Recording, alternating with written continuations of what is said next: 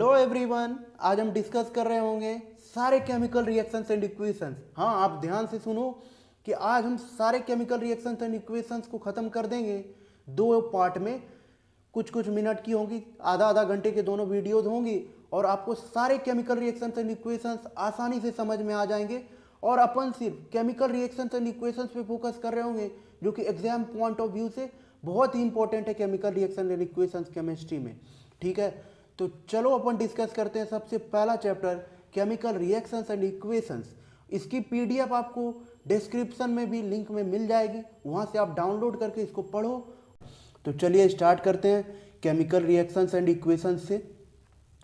सबसे पहला जो है बर्निंग ऑफ मैग्नीशियम रिबन, ये आपको मिलेगा एनसीईआरटी के एक्टिविटी में, एक्टिविटी 1.1 है शायद।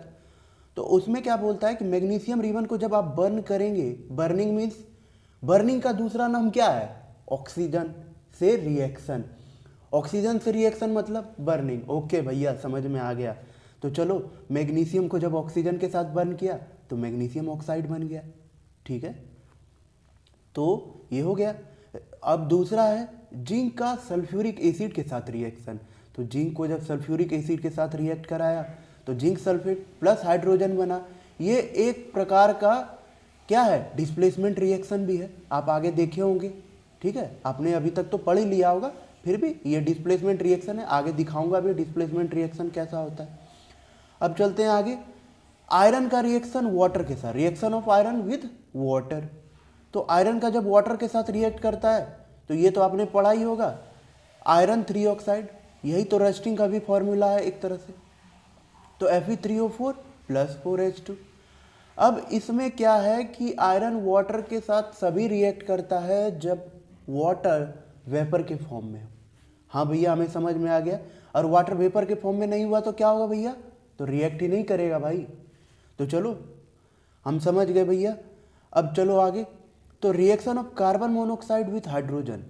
Carbon monoxide CO plus hydrogen के साथ जब रिएक्ट किया तो क्या बनाएगा? मीथेनॉल। मीथेनॉल क्या होता है भैया? तो एल्कोहल ग्रुप में पहला मेंबर है एल्कोहल ग्रुप का। तो मीथेनॉल क्या होता है? CH4 से क्या करो, एक H निकाल दो और यहाँ पे OH फंक्शनल ग्रुप जोड़ दो, तो क्या बन जाएगा? CH3OH। वही तो है। हाँ भैया, समझ में आ गया।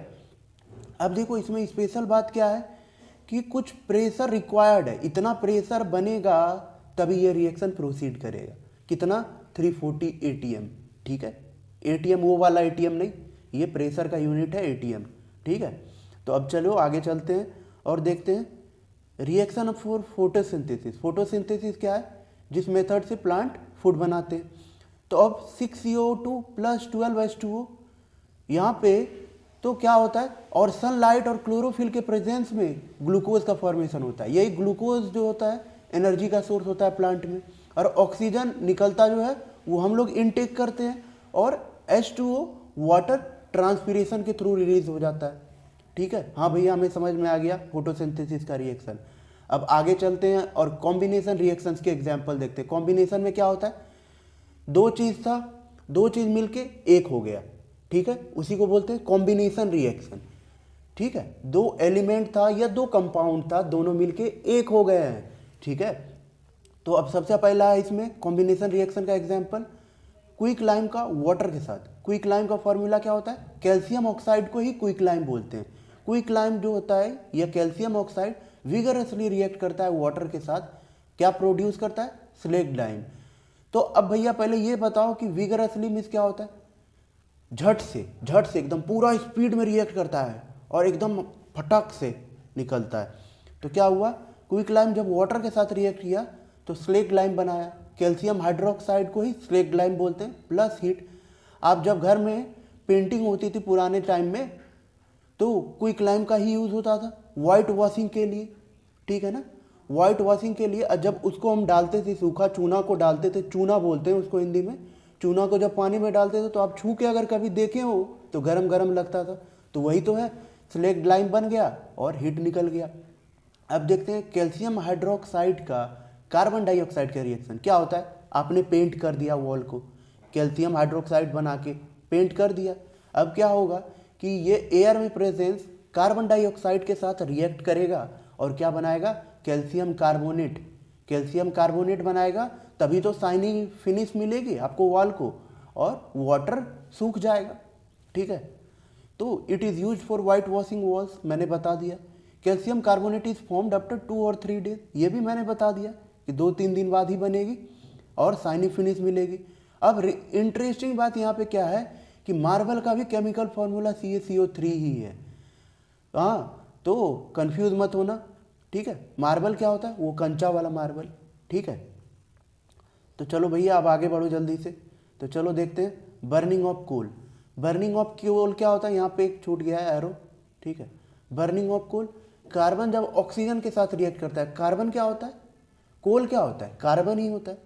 तो कार्बन जब ऑक्सीजन के साथ रिएक्ट किया, कोल यानी ऑक्सीजन के साथ रिएक्ट कर रहा है, तो कार्बन डाइऑक्साइड बनाता है। बहुत सारा धुआं निकलता है ना जब कोयले को जलाते हैं, तो वही है कार्बन डाइऑक्साइड।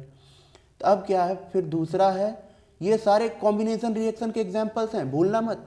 ठीक है, तो क्या हुआ, हाइड्रोजन को ऑक्सीजन के साथ रिएक्ट कराए तो वाटर बन गया। ठीक है, तो ऐसे क्या होता है, हाइड्रोजन H2 के फॉर्म में रहता है, ऑक्सीजन O2 के फॉर्म में रहता है, 2H2 + O2, 2H2O बन गया। अब देखते हैं क्या एक्सोथर्मिक रिएक्शंस के एग्जाम्पल। ये भैया एक्सोथर्मिक क्या होता है, तो हमको पता है भैया कि हीट निकलता है, ये भी कोई बात है, हीट निकलता है, उसी को बोलते हैं क्या, एक्सोथर्मिक रिएक्शन, जिस रिएक्शन का प्रोडक्ट में हीट निकले। तो अब क्या है कि CH4 क्या होता है, मीथेन।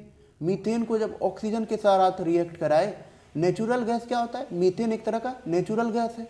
अब नेचुरल गैस का कहाँ यूज़ करते हैं, घर में जब सिलेंडर से कुक करते हैं फूड, और उसके बाद आजकल CNG यूज़ होने लगा है, कंप्रेस्ड नेचुरल गैस, किसमें, व्हीकल्स में। तो CH4 + O2 जब ऑक्सीजन के साथ रिएक्ट किया था, CO2 + 2H2O बनाया। ठीक है भैया, हमें समझ में आ गया। और इसमें क्या होगा, हीट का इवोल्यूशन होगा, ये हमें पता चल गया भैया, क्योंकि ये एक्सोथर्मिक रिएक्शन है। अब प्रोसेस ऑफ रेस्पिरेशन, रेस्पिरेशन में भी क्या देखना, सांस छोड़ के देखना आप, तो क्या होगा, गरम गरम हवा निकलेगी। ठीक है, आप करके देख लेना। तो ग्लूकोज क्या होता है, ग्लूकोज कहाँ से आया भैया, जो आपने फूड लिया तो वो ग्लूकोज के फॉर्म में कन्वर्ट हो गया। ठीक है, अब ग्लूकोज जब ऑक्सीजन के साथ रिएक्ट किया तो क्या बना, कार्बन डाइऑक्साइड + वाटर + एनर्जी।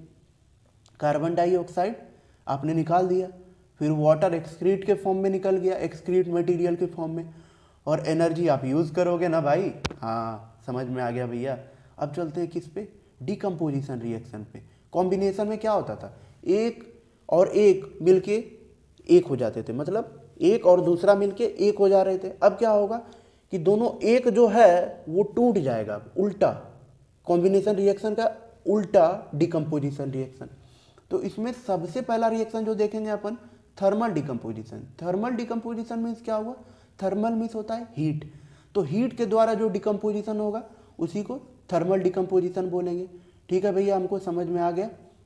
अब आगे बढ़ो आप। तो थर्मल डिकम्पोजिशन का सबसे पहला एग्जाम्पल है क्या, फेरस सल्फेट, जो कि ग्रीन कलर का होता है, FeSO4 फेरस सल्फेट का हुआ। ये क्या करता है, जब इसको आपने हीट किया फेरस सल्फेट को, तो क्या बनाएगा, फेरिक ऑक्साइड + सल्फर डाइऑक्साइड। ये क्या है, SO2 सल्फर डाइऑक्साइड।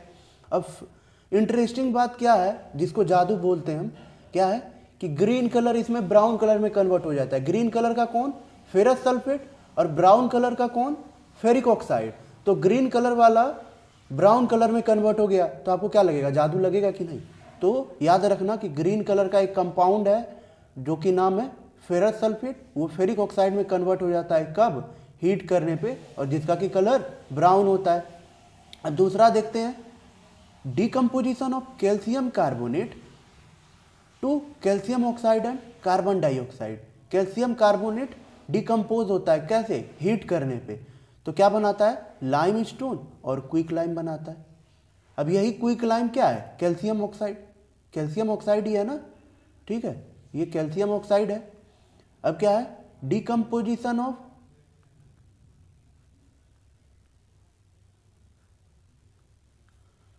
अब देखते हैं decomposition of lead nitrate to form lead oxide. अब क्या है, लेड नाइट्रेट को जब आप हीट करोगे, लेड नाइट्रेट का क्या होता है, PbNO3 होल ट्वाइस। इसको जब आपने हीट करा तो क्या बनाएगा, लेड ऑक्साइड जिसका कि PbO फॉर्मूला होता है, प्लस 4NO2 जिसको कि हम नाइट्रोजन डाइऑक्साइड बोलते हैं, नाइट्रोजन डाइऑक्साइड प्लस ऑक्सीजन। ये क्या है, डिकम्पोजिशन रिएक्शन है, किसके द्वारा, थर्मल डिकम्पोजिशन है ये। ठीक है भैया, हमें समझ में आ गया कि हीट के द्वारा डिकम्पोज हो रहा है तो थर्मल डिकम्पोजिशन। अब आगे बढ़ो और देखो फोटोलाइटिक डिकम्पोजिशन। फोटोलाइटिक में क्या हुआ कि लाइट के मेथड से डिकम्पोज जो होता है। अब इसमें क्या होगा कि सनलाइट का यूज़ कर रहे होंगे या लाइट का यूज़ कर रहे होंगे, तो यहाँ पे बेसिकली अभी हम सनलाइट वाला देख रहे हैं। तो डिकम्पोजिशन ऑफ सिल्वर क्लोराइड, जब आप क्या करोगे, एक्टिविटी भी दिया हुआ है एनसीईआरटी में कि सिल्वर क्लोराइड को जब आप एयर में एक्सपोज करोगे, एक्सपोज मीन्स बाहर छोड़ दोगे, तो क्या बन जाएगा, सिल्वर और क्लोरीन बन जाएगा, और वो जो सिल्वर क्लोराइड था ग्रे कलर में कन्वर्ट हो जाएगा। क्यों, क्योंकि वो सिल्वर क्लोराइड सिल्वर और क्लोरीन में कन्वर्ट हो जा रहा है।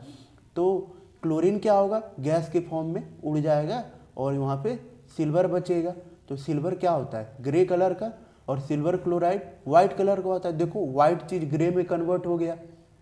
ठीक है, तो यहाँ पे ये भी याद रखने वाली बात है कि वाइट ग्रे में कन्वर्ट हो रहा है। कब, सिल्वर क्लोराइड सिल्वर में चेंज हो जा रहा है, प्लस क्लोरीनिक गैस निकल रहा है।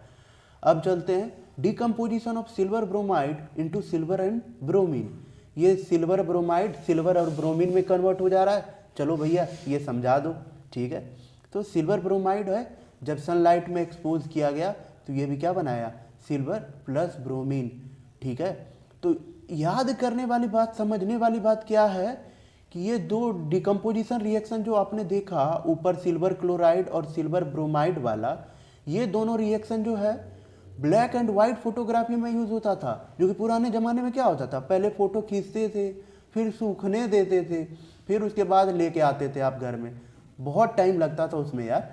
तो वही था ब्लैक एंड वाइट फोटोग्राफी में, यही मैकेनिज्म आपका यूज़ होता था। ठीक है, अब चलते हैं डिस्प्लेसमेंट रिएक्शन पे। अब क्या होगा कि एक दूसरे को डिस्प्लेस करेगा, हाईली रिएक्टिव वाला लो रिएक्टिव वाले को डिस्प्लेस कर देगा।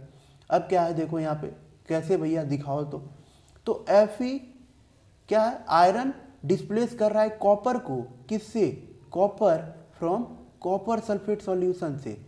क्या आयरन डिस्प्लेस करेगा, तो आयरन यहाँ पे रहा, ये CuSO4 सॉल्यूशन रहा, ये देखो कॉपर सल्फेट का सॉल्यूशन है यहाँ पे। अब क्या है, कॉपर सल्फेट का सॉल्यूशन में जब आयरन का रॉड एक डुबाए तो क्या हुआ कि उसका कलर कन्वर्ट हो गया, ये फेड हो गया, कलर फेड हो गया। CuSO4 अब FeSO4 में कन्वर्ट हो गया, प्लस कॉपर का लेयर चढ़ गया। ठीक है, ये कॉपर का इस नेल पे लेयर चढ़ गया और ये ब्राउन हो गया। समझ में आ गया भैया हमें कि कॉपर के साथ रिएक्शन के साथ क्या होता है, कॉपर सल्फेट के साथ रिएक्शन करेगा जब आयरन, तो क्या बनाएगा, आयरन सल्फेट। यहाँ पे याद करने वाली बात, समझने वाली बात क्या है कि ब्लू कलर यहाँ पे फेडेड हो जा रहा है, ये दिमाग में रखने वाली बात है। ये पिक्चर आप देख सकते हो। ठीक है, अब चलते हैं आगे।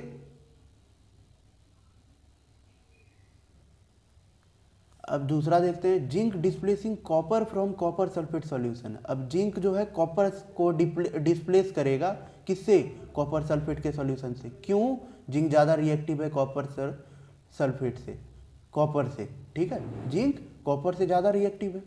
तो अब क्या है, जिंक जब कॉपर सल्फेट के साथ रिएक्ट किया तो ZnSO4 प्लस Cu बना। ओके भैया, समझ में आ गया कैसे बना। तो CuSO4, SO4 का क्या होता है -2, तो SO4 का -2 और Zn का भी, तो उसके बाद यहाँ ZnSO4 बन गया, क्रीस क्रॉस खेल के। अब lead displacing copper from copper chloride solution. अब यहाँ पे ये रहा लेड को जब कॉपर क्लोराइड के साथ रिएक्ट कराए तो क्या बना, लेड क्लोराइड, जिसका फॉर्मूला PbCl2। ठीक है, यहाँ पे इसकी क्या है, +2 में है स्टेट, इसलिए देखो यहाँ पे क्या है, कैसे बना, Pb +2 था और Cl माइनस में था। ठीक है, अब क्या हुआ कि क्रीस क्रॉस खेल दो तो क्या हो जाएगा, ये जो 2 है Cl के पास आ जाएगा, तो इसीलिए देखो यहाँ PbCl2 लिखा गया और यहाँ पे Pb लिखाया हुआ है। तो समझ में आ गया होगा आपको कि कैसे बना। तो ये क्रीस क्रॉस मेथड अभी तक तो आपको समझ में आता ही होगा, फिर भी मैंने बता दिया। अब चलते हैं क्या, double displacement reaction. Double displacement reaction में एनसीईआरटी में दिया हुआ है क्या, सोडियम सल्फेट जब बेरियम क्लोराइड के साथ रिएक्ट करता है तो क्या होता है कि एक दूसरे को डिस्प्लेस करता है, एक डिस्प्लेस कर देता है दूसरे को, तो क्या करता है दूसरा आके इसके पास लग जाता है। तो बेरियम सल्फेट, अब सोडियम सबसे ज़्यादा रिएक्टिव है तो सोडियम डिस्प्लेस करेगा किसको, बेरियम को। सोडियम ने बेरियम को डिस्प्लेस कर दिया और क्या बना लिया, सोडियम क्लोराइड बना लिया, जिसको कि नमक बोलते हैं, घर में खाते हैं सॉल्ट ना, और बेरियम सल्फेट बनेगा। तो हमको समझ में आ गया डबल डिस्प्लेसमेंट रिएक्शन का एग्जाम्पल भैया। अब ये आगे ये रेडॉक्स रिएक्शन देखते हैं चलो।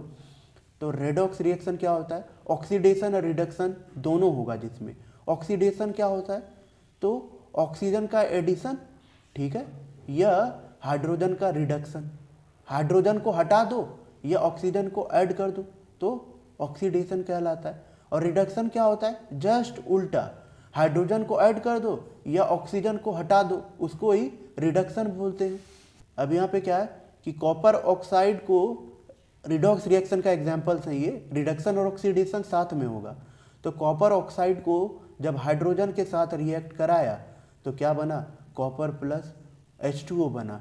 तो अब देखते हैं कि ऑक्सीडेशन यहाँ कहाँ हो रहा है और रिडक्शन कहाँ हो रहा है। तो देखो H2O ऑक्सीडाइज कर जा रहा है, हाइड्रोजन को ऑक्सीडाइज करके क्या बन गया, H2O बन गया, वाटर बन गया। और देखो कॉपर ऑक्साइड रिड्यूस होगा, रिडक्शन होगा इसका, कॉपर ऑक्साइड देखो रिड्यूस होके क्या बन गया, कॉपर बन गया। हाँ भैया समझ में आ गया। अब इसमें दिखाओ तो भैया, ये बड़ा वाला है, बड़ा वाला में समझाओ तो, आपको आता है कि नहीं देखता हूँ, चलो दिखाता हूँ। MnO2 प्लस 4HCl को जब अपने हीट किया तो क्या होगा, MnCl2 plus 2H2O plus Cl2 बनेगा। अब क्या हुआ कि यहाँ पे देखो MnO2 जो है रिड्यूस हो जा रहा है, किसमें, MnCl2 में, ठीक है। तो यहाँ देखो ऑक्सीजन हट के यहाँ क्लोरीन लग गया, तो ऑक्सीजन का हटना ही क्या बनाता है, रिडक्शन। हाँ भैया समझ में आ गया। तो MnCl2 यहाँ पे रिडक्शन हो गया, और HCl का देखो क्या हुआ, हाइड्रोजन हट गया, हाइड्रोजन का हटना भी ऑक्सीडेशन कहलाता है। हाँ भैया समझ में आ गया। Zinc oxide plus carbon, carbon को जब रिएक्ट करवाए जिंक ऑक्साइड के साथ तो क्या बन गया, क्या बन गया, कार्बन मोनोऑक्साइड, कार्बन मोनोऑक्साइड बन गया। और यहाँ जिंक ऑक्साइड जो है रिड्यूस होके जिंक बन गया। ऑक्सीडेशन का, ऑक्सीजन का रिमूवल ही रिडक्शन कहलाता है, और कॉपर में ऑक्सीजन ऐड हो गया तो ऑक्सीडेशन। तो हमको समझ में आ गया भैया। तो अब क्या है कि यहीं पे ये चैप्टर हो गया ख़त्म। अब चलेंगे यहाँ पर acid base and salt discuss करेंगे, ठीक है। रेडॉक्स रिएक्शन तक था तो हमने सारा टाइप का रिएक्शन, केमिकल रिएक्शन इक्वेशंस का देख लिया। अब चलते हैं, अब आप 2 मिनट का ब्रेक ले सकते हो और देखते हैं एसिड बेस एंड सॉल्ट को। तो चलो अब अपन देखते हैं एसिड बेस एंड सॉल्ट्स के reaction, acid base and salts के रिएक्शन देखते हैं। तो सबसे पहला हम देखेंगे रिएक्शन ऑफ एसिड और बेस विद मेटल्स। एसिड और बेस मेटल्स के साथ कैसे रिएक्ट करता है। तो डाइल्यूट एसिड या बेस रहे वो मेटल के साथ रिएक्ट करता है तो salt plus hydrogen gas evolve होता है। तो सबसे पहला हम देखते हैं मैग्नीशियम HCl के साथ कैसा रिएक्ट करता है। यहाँ पे गलती से जिंक लिखा गया, मैग्नीशियम कर लेना। तो मैग्नीशियम जब HCl के साथ रिएक्ट करता है, HCl क्या है, हाइड्रोक्लोरिक एसिड जो कि एसिड है। अब MgCl2 और H2 बनाएगा, magnesium chloride plus hydrogen gas. Magnesium chloride क्या है, सॉल्ट है, ठीक है ना। तो क्या है, ये मेटल है मैग्नीशियम, ठीक है। मेटल को जब हम रिएक्ट कराए एसिड के साथ तो क्या बना, मेटल का सॉल्ट बना प्लस हाइड्रोजन गैस बना। अब उसी तरह देखते हैं जिंक मेटल का सोडियम हाइड्रोक्साइड के साथ रिएक्शन। सोडियम हाइड्रोक्साइड क्या होता है भाई, बेस। सोडियम हाइड्रोक्साइड क्या होता है, नेचर बेस होता है। तो सोडियम हाइड्रोक्साइड का जब रिएक्शन कराए जिंक के साथ तो क्या बनाया, सोडियम जिंकेट। इसको कैसे लिखते हैं, Na2ZNO2। Na2ZNO2 किसका फॉर्मूला होता है, सोडियम जिंकेट का, Na2ZNO2 ये सोडियम जिंकेट का फॉर्मूला होता है। अब देखते हैं reaction of zinc granules with dilute sulphuric acid. ये एक अपना एक्टिविटी भी है। उसमें क्या होता है, बोलते हैं कि जिंक का ग्रेन्यूल्स, ग्रेन्यूल्स मीन्स क्या होता है, छोटा छोटा टुकड़ा, क्रिस्टल, छोटा टुकड़ा, क्या करो, बहुत छोटा टुकड़ा, उसको सल्फ्यूरिक एसिड में डुबा दो। तो क्या होगा कि जिंक प्लस H2SO4 मिलकर क्या बना जाएगा, ZnSO4 plus H2 gas evolve हो जाएगा। तो ZnSO4 क्या हो गया, सॉल्ट हो गया। क्या है ये, जिंक सल्फेट, ठीक है, zinc sulphate plus hydrogen gas, zinc sulphate salt है, हाइड्रोजन गैस इवॉल्व हो गया। तो देखो ये इसमें पूरा वही हो रहा है। तो ये हो गया एसिड और बेस का रिएक्शन मेटल्स के साथ। अब चलते हैं आगे और देखते हैं क्या, रिएक्शन ऑफ मेटल कार्बोनेट्स। अब देखो यहाँ पे ऊपर में, सॉरी यहाँ पे दिया हुआ है, देखो HCl कैसे बना, HCl पहले H प्लस में टूटा और Cl माइनस में टूटा, ये प्लस होता है, यहाँ पे माइनस, Cl माइनस में ही होता है हमेशा। तो क्या हुआ, यहाँ पे MgCl2 बना। अब MgCl2 में ये Cl कहाँ से आया, तो ये Cl यहीं पला उठ के यहाँ पे आ गया, ठीक है, यहाँ वाला ही उठ के यहाँ पे आ गया। और Mg क्या था, Mg यहाँ पे था ना, Mg यहाँ पे था ही, तो Mg यहीं पे आया, ठीक है। तो Mg का +2 और Cl का -1, तो ये +2 क्या हुआ, क्रीज क्रॉस खेल के इधर चला गया, 2 इसके पास क्लोरीन के पास, और Cl इसका -1 इसके पास आ गया, तो खत्म हो गया, तो बन गया MgCl2, ठीक है। अब चलते हैं आगे, reaction of metal carbonate and metal hydrogen carbonate with acids. Metal का कार्बोनेट मीन्स क्या हुआ, कार्बोनेट मीन्स क्या होता है भाई, CO3 वाला, CO3 आपको याद होगा।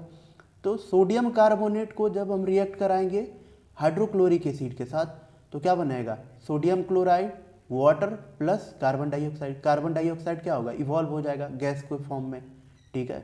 ये सोडियम क्लोराइड वही घर में खाने वाला, तो सोडियम कार्बोनेट को जब हाइड्रोक्लोरिक एसिड के साथ रिएक्ट कराए तो सोडियम क्लोराइड मेजर प्रोडक्ट है। अब चलते हैं reaction of sodium hydrogen carbonate with 2 ml of dilute HCl। Sodium hydrogen carbonate को जब हम रिएक्ट कराए हाइड्रोक्लोरिक एसिड के साथ, तो क्या बनाया, एक सॉल्ट बनाया NaCl plus water plus carbon dioxide evolve हो गया। अब चलते हैं, पासिंग CO2 ऑब्टेन्ड इन above reaction through lime water. अब ऊपर में देखो कार्बन डाइऑक्साइड इवॉल्व हुआ है, तो अब क्या करो, इसको रिएक्शन करा दो इसका लाइम वाटर के साथ। तो अब इसका रिएक्शन कराते हैं अपन लाइम वाटर के साथ, तो क्या बनता है, ये क्या है, क्विक लाइम है। क्विक लाइम को जब हम रिएक्ट कराए कार्बन डाइऑक्साइड के साथ, पहले भी हमने केमिकल रिएक्शन एंड इक्वेशन वाले चैप्टर में देखा था, तो क्या बनता था, ये कैल्शियम कार्बोनेट है, कैल्शियम कार्बोनेट प्लस वाटर। तो कैल्शियम कार्बोनेट क्या होता था, वही चूना जो लगाते थे, बताया था ना, वो चूना नहीं, ये चूना है वॉल में लगाने वाला, तो वाइट प्रेसिपिटेट, वाइट कलर का होता था। तो अब चलते हैं आगे और देखते हैं, लेकिन अगर इसी को हम एक्सेस पास कर दिया जाए, मतलब क्या है, एक्सेस CO2 बहुत ज़्यादा दे दिया जाए, तो क्या होगा कि फिर CaHCO3 होल ट्वाइस बन जाएगा, जो कि वाटर में घुल जाएगा आराम से, ठीक है ना, मतलब निकल जाएगा तुरंत पेंट। हाँ, इसलिए ऐसा नहीं किया जा सकता, बहुत ज़्यादा वाटर दे के बहुत ज़्यादा कार्बन डाइऑक्साइड करेगा तो क्या, मिल्कीनेस डिसअपियर हो जाता है, वो जो वाइट कलर का होता है ना, वो हट जाता है, ठीक है। बहुत ज़्यादा दिन के बाद यही होता है, बहुत ज़्यादा दिन के बाद यही होने के कारण वाटर क्या होता है, चूना जो आप घर में पेंट करते हो, ज़्यादा बारिश कहीं पे पड़ती है आगे वाले एरिया में, आपके घर के आगे, तो क्या होता है, वो चूना फेड हो जाता है, वो जो पाउडर होता है वो क्या होता है, फेड हो जाता है, और फिर से आपको पेंट करना पड़ जाता है। अब देखते हैं reaction of acids with basis, ये न्यूट्रलाइजेशन रिएक्शन। न्यूट्रलाइज मीन्स क्या होता है कि बेस को जब एसिड के साथ रिएक्ट कराए, तो अब क्या हुआ कि वो अपने स्टेबल स्टेट में आ गया, ठीक है। तो बेस प्लस एसिड क्या बनाया, सॉल्ट प्लस वाटर। तो यहाँ पे NaOH क्या है, सोडियम हाइड्रोक्साइड बेस होता है, और बेस को जब हम हाइड्रोक्लोरिक एसिड के साथ रिएक्ट कराए तो क्या बनाया, सोडियम क्लोराइड प्लस वाटर। ऐसे भी बचपन में भी पढ़ा होगा आपने कि बेस को एसिड के साथ रिएक्ट कराएंगे तो सॉल्ट प्लस वाटर बनेगा, ठीक है। तो अब चलते हैं आगे और देखते हैं reaction of metal oxides with acid. Metal oxide यहाँ पे क्या है, देखो एग्जांपल, कॉपर ऑक्साइड को जब एसिड HCl के साथ रिएक्ट कराए तो क्या बना, CuCl2 प्लस H2। CuCl2 क्या है, सॉल्ट है, कॉपर 2 क्लोराइड, ठीक है। तो अब देखो ये क्या है, कॉपर ऑक्साइड होता है ब्लैक कलर का, ठीक है। तो अब क्या हुआ कि इसको जब एसिड के साथ रिएक्ट कराया HCl के साथ, तो क्या बन गया, ब्लू ग्रीन कलर का हो गया, ये जादू की तरह कुछ हो गया, ठीक है, ब्लू ग्रीन। वैसे ज़्यादा अंतर दिखेगा नहीं फिर भी, ठीक है ना, तो ब्लू ग्रीन कलर का हो गया। अब इसमें ध्यान रखने वाली बात क्या है, इसमें reaction of metal oxide with acid, कि मेटल ऑक्साइड्स जो होता है बेसिक इन नेचर होता है। तो देखो फिर यहाँ पे एक्चुअल चीज़ क्या हो रहा है कि ये बेस है, तो बेस को एसिड के साथ रिएक्ट कर रहा है, तो फिर सॉल्ट प्लस वाटर बना। तो वही चीज़ है, ऊपर वाला चीज़ ही है, सिर्फ दिख दूसरे जैसा रहता है। Base plus acid salt plus water बनाता है। तो यहाँ पे भी तो वही हो रहा है, मेटल ऑक्साइड बेस ही है, ठीक है ना। तो समझ में आ गया होगा। अब देखो कि reaction of non metallic oxide with basis. अब नॉन मेटेलिक ऑक्साइड को देख लो पहले, ये क्या होता है, एसिडिक इन नेचर होता है। मेटेलिक ऑक्साइड क्या था, बेसिक इन नेचर, और नॉन मेटेलिक ऑक्साइड्स क्या होता है, एसिडिक इन नेचर। जब इसको रिएक्ट कराएंगे बेस के साथ, फिर एसिड प्लस बेस या बेस प्लस एसिड बनेगा तो सॉल्ट ही, ठीक है ना। चाहे इसको रिएक्ट कराओ बेस के साथ एसिड को, या बेस को एसिड के साथ, तो सॉल्ट प्लस वाटर बनेगा। कार्बन डाइऑक्साइड को स्लेक्ट लाइम के साथ रिएक्ट कराए, स्लेक्ट लाइम क्या होता है, कैल्शियम हाइड्रोक्साइड, भूलना मत। तो क्या बना, कैल्शियम कार्बोनेट प्लस वाटर। यही दूसरा दूसरा नाम देके आपको फंसाएगा, क्विक लाइम, स्लेक्ट लाइम, फिर आपको दे देगा ब्लू कलर का कंपाउंड है, ग्रीन कलर का कंपाउंड है। तो मतलब इस तरह करके आपको फंसाएगा सीबीएसई। तो आपको फंसना नहीं है, ठीक है ना, मैं आपकी हेल्प करने के लिए हूँ, ठीक है। तो चलिए अब आगे चलते हैं और देखते हैं। अब चलो अपन चलते हैं क्या, वाटर का एडिशन किस में, एसिड या बेस में। एसिड या बेस में आप क्या कर रहे हैं, पानी मिलाना है, ठीक है ना। तो अब सबसे पहले देखते हैं क्या कि बेस में पानी मिलाएंगे तो क्या होगा। तो बेस में पानी मिलाया, तो बेस का एग्जाम्पल ले लो, सोडियम हाइड्रोक्साइड। सोडियम हाइड्रोक्साइड जब वाटर के साथ रिएक्ट किया, तो सोडियम हाइड्रोक्साइड का फॉर्मूला क्या हुआ, NaOH। जब वाटर के साथ रिएक्ट किया था क्या बनाया, सोडियम का आयन बनाया और हाइड्रोक्साइड का आयन बना, ठीक है भैया, हमें समझ में आ गया। अब ये तो हो गया बेस के केस में। बेस के केस में क्या हुआ कि जब हम वाटर के साथ रिएक्ट कराए तो आयन में कन्वर्ट हो गया, ठीक है। अब एसिड के साथ क्या होगा भैया, ये बताओ तो एसिड के साथ क्या होगा कि वाटर जब एसिड में मिलाएंगे, हाइड्रोक्लोरिक एसिड फॉर एग्जांपल ले लो, तो क्या बन जाएगा, HCl प्लस H2O का रिएक्ट कराए तो हाइड्रोनियम का आयन बन गया, हाइड्रोनियम आयन हो गया, और ये क्लोरीन नेगेटिव आयन बन गया। तब क्लोरीन हो गया हाइड्रोनियम आयन। अब यहाँ पे देखो क्या है, पोटासियम हाइड्रोक्साइड जो कि सॉलिड होता है, जब इसमें पानी मिलाए तो क्या बन गया, पोटासियम का आयन बन गया और हाइड्रोक्साइड का आयन बन गया। तो ये क्या है, पोटासियम हाइड्रोक्साइड। देखो ध्यान से देखो तो ये बेस नहीं है क्या, हाँ बेस है भैया, ठीक है। तो देखो वही चीज़ हो रहा है ना, ठीक है। फिर मैग्नीशियम हाइड्रोक्साइड, ये भी क्या है, बेस है। देखो सेम चीज़ हो रहा है, Mg आयन बन गया, Mg2 प्लस और 2OH माइनस बन गया, ठीक है ना। तो ये हो गया कि एसिड और बेस के साथ वाटर कैसे रिएक्ट करता है। अब देखते हैं क्लोर अल्कली प्रोसेस। ये बहुत ही इंपॉर्टेंट है क्लोर अल्कली प्रोसेस वाला, क्योंकि इसमें क्लोरीन भी बनता है और अल्कली भी बनता है, ठीक है। अल्कली यहाँ क्या हो गया, NaOH, सोडियम हाइड्रोक्साइड, ठीक है ना। तो इसीलिए इसको क्लोर अल्कली बोलते हैं। तो 2NaCl जब इलेक्ट्रिसिटी पास करके कर रहे हैं, ये क्या हो रहा है कि इलेक्ट्रिसिटी पास किए जब किसमें, NaCl में, सोडियम क्लोराइड में वाटर के साथ रिएक्ट करवाए इलेक्ट्रिसिटी पास करते हुए, तो क्या हुआ, sodium hydroxide chlorine plus water बन गया। अब ये क्या होगा कि ये जो क्लोरीन है ये एनोड पे निकलेगा, एनोड पे निकलेगा, और ये कैथोड पे निकलेगा, हाइड्रोजन कैथोड पे निकलेगा, और ये 2NaOH जो है ये कैथोड के नीचे ही निकलेगा, ठीक है ना। देखो यहाँ पे क्या है, ये जैसे है, यहाँ डुबाए हुए थे, ठीक है, यहाँ NaCl का सॉल्यूशन में, तो ये एनोड हो गया, ये कैथोड हो गया। तो अब देखो क्या, यहाँ पे आपका हो जाएगा क्या, यहाँ पे ये अगर कैथोड है तो यहाँ पे H2 आ जाएगा और Na आ जाएगा, NaOH। H2 इसी पे रहेगा, NaOH इसी के नीचे रहेगा, ठीक है, और यहाँ पे क्लोरीन रहेगा, ठीक है भैया, समझ में आ गया। अब ये सब छोड़ो, अब जल्दी से आप आगे बढ़ो, ठीक है, जल्दी जल्दी ख़त्म करो, ठीक है। तो चलो, preparation of bleaching powder. Bleaching powder कैसे प्रिपेयर होता है ये देखना है। तो क्लोरीन गैस जब पास होता है स्लेक्ट लाइम पे, स्लेक्ट लाइम क्या होता है, कैल्शियम हाइड्रोक्साइड भैया, कितनी बार तो आपने बताया। तो चलो, कैल्शियम हाइड्रोक्साइड को जब क्लोरीन गैस पास किए उसमें, तो क्या बन गया, bleaching powder plus water. Bleaching powder का फॉर्मूला होता है CaOCl2, ठीक है।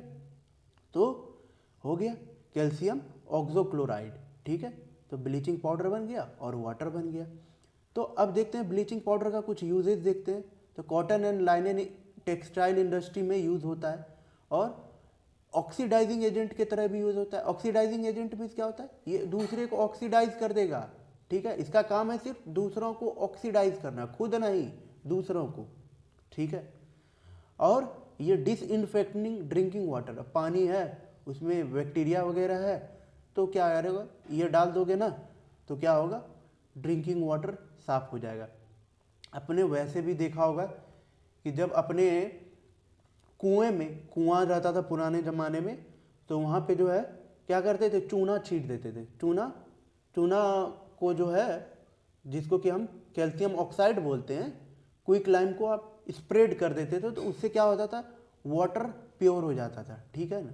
अब देखते हैं क्या, preparation of baking soda. Baking soda क्या होता था कि concentrated sodium chloride reacts with ammonia. Ammonia यहाँ कहाँ है, NH3 ammonia, in the presence of water and CO2।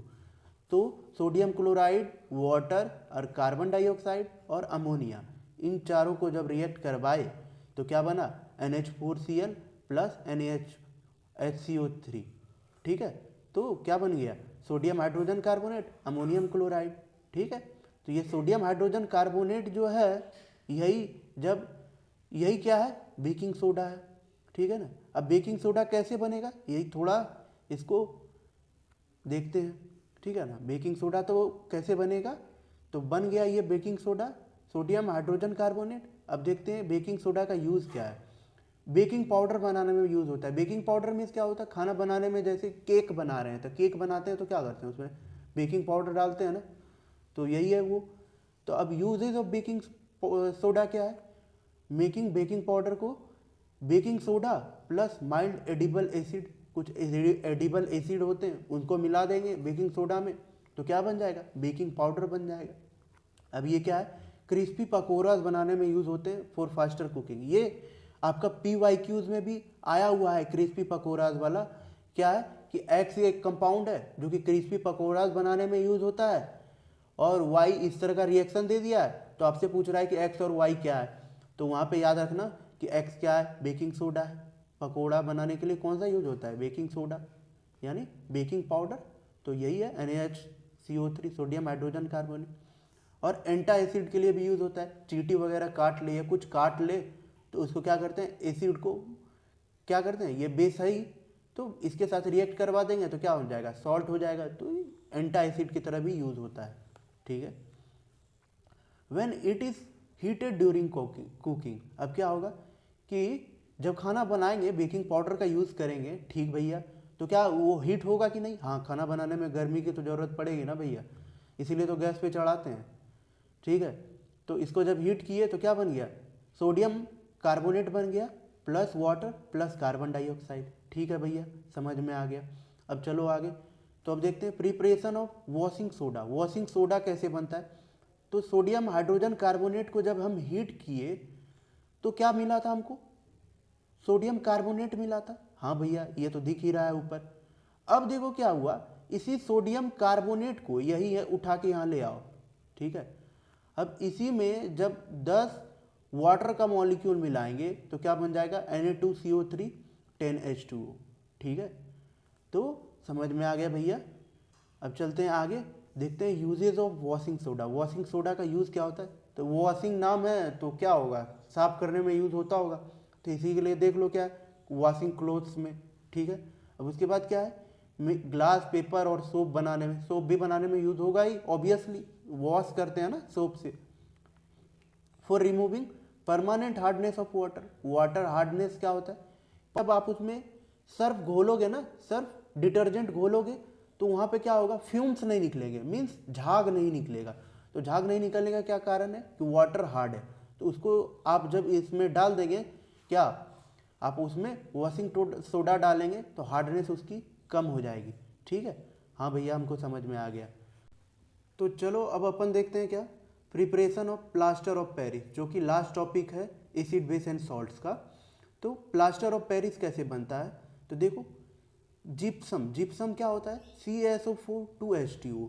जब इसको 373 केल्विन का क्या करेंगे, टेम्परेचर देंगे। देखो याद रखना 373 केल्विन का टेम्परेचर नेसेसरी है, तो ये क्या करेगा, अपना वाटर लूज कर देगा। वाटर लूज कर देगा तो क्या होगा कि प्लास्टर ऑफ पेरिस में कन्वर्ट हो जाएगा, जिसको कि कैसे लिखते हैं CaSO4 हाफ H2O, और 3/2 H2O जो होगा 3/2 H2O मॉलिक्यूल जो होगा, अब ये हो जाएगा, निकल जाएगा।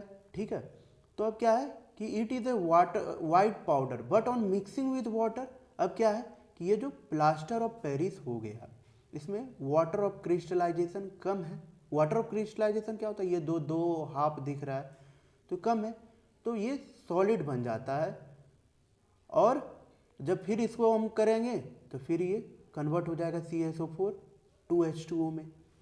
अब देखो क्या है कि ये रिवर्सिबल प्रोसेस है। अब जैसे वाटर मिलाए तो फिर सुखा दो, फिर वाटर मिला दो, फिर वही सेम चीज़ बन जाएगा, तो ये फिर जिप्सम में कन्वर्ट हो जाएगा। ये क्या है, फिर जिप्सम है,